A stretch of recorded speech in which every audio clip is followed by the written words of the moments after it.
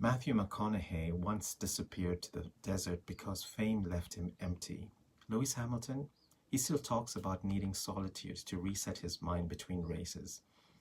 We love to see the wins, but behind every win is someone who had to recalibrate when the engine stalled.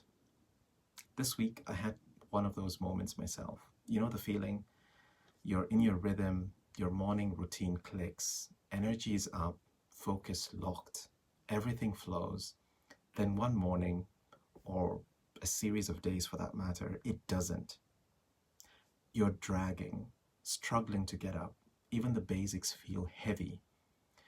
Whether you're leading a team, launching a side project, or just trying to get through the week, it's normal to hit moments when the engine's running, but you're not moving. I've learned that we all slide into this internal slowdown. Some call it burnout, others call it a lull. Me? Well, I call it being stuck in first gear. But you don't need to stay there. Today I want to share the 3 steps I come back to every time to get out of it. And yes, I've used them this week myself.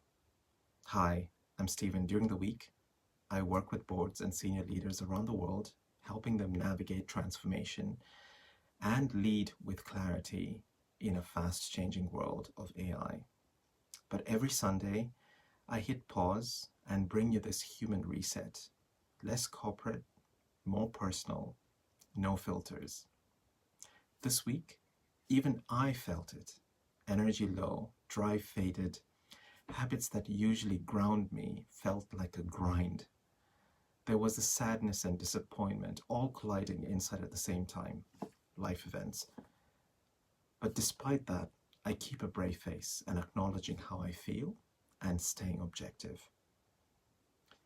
You know, even I skipped something I had been looking forward to. I couldn't figure it out until I remembered, this isn't new. I've been here before. And chances are, so have you. So I turned to my 3-step playbook to reset, which I learned from a wise lady and a coach several years ago. Step 1, hit the brakes. As Warren Buffett once said, if you find yourself in a hole, stop digging. We often keep pushing harder, hoping it'll pass. But sometimes the smartest thing is to pause. The currents are strong, so respect that. Ditch the inner critic. Negative self-talk compounds the stall. Rest properly, and no, that doesn't just mean more sleep. Physical, emotional, sensory, social. Real rest is layered. Before shifting gears, let the engine cool. Step 2, reset the direction or change the view. Sometimes the problem isn't you, it's the room you're in. This week, I had to ask, how am I contributing to the stuck feeling? Is it my environment, my patterns, even the people around me? See, you shift your state by shifting your space. That might mean changing your routine, talking to someone new, or like I did, just stepping back from your own expectations for a day and letting clarity come back in naturally. Step 3, create just enough motion. Waiting to feel ready? Well, that's the trap. Movement builds momentum. Start small, really small, but start. For example, a 15-minute walk, one key task, distraction-free. A message to one potential client. Open the file and type one sentence. You're not trying to crush the whole mountain today. Just take one clean step. It reminds me of Stephen Covey's principle from the 7 Habits of Highly Effective People. I have his book, by the way. And he says, the key is not to prioritize what's on your schedule, but to schedule your priorities. When you're stuck in first gear, don't just do more. Do what matters. Prioritize what will pull you forward, even if it's just one step. That shift from busy to intentional is what rewires momentum. Okay, there you go. Those were the 3 steps. And am I practicing this? Heck yeah. But I'm human and I have to be reminded by myself and people I confide in. Now let me share something else related. Are you still stuck in planning mode?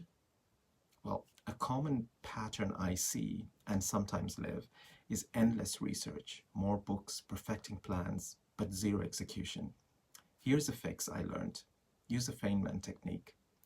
Richard Feynman, he was a brilliant physicist, Nobel Prize winner. He wasn't just smart, he was clear. He believed if you can't explain something simply, you don't really get it.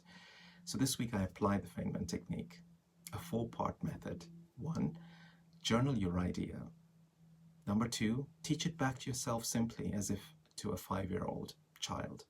Number 3, find the gray areas. Number 4, refine, simplify, act. You see, clarity unlocks confidence. Confidence fuels action. Okay, let's close. It's Formula One this weekend. We're into the second half of the season. The Belgian Grand Prix, it's a sprint weekend. More pressure, more points, less time. Just like in life. Sometimes a sprint format forces you to make bold moves early. Watch for clues on feedback, patience, and recalibrating fast. Let me leave you with this one prompt for this week.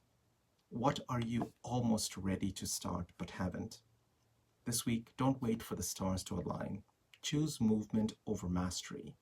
Start messy, learn on the go. I'm Stephen. Keep growing, keep leading. Until next Sunday, let's get it.